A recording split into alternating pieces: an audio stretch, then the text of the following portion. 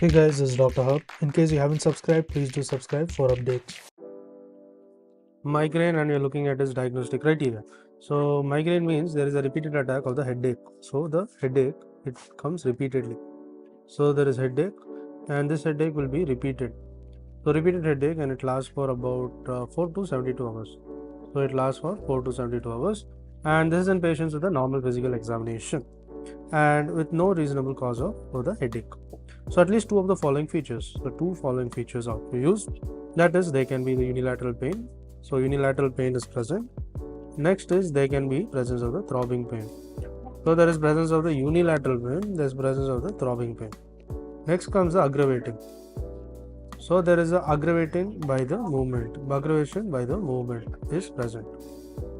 Next is there is a moderate and severe intensity is also present. So there's moderate as well as severe intensity is also seen.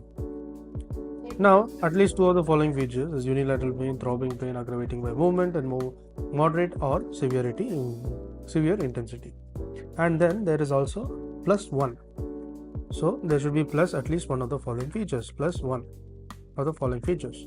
So the following features, it can include the nausea or the vomiting, that is envy. Next, it can also include the photophobia. So there can be presence of photophobia as well as the phonophobia.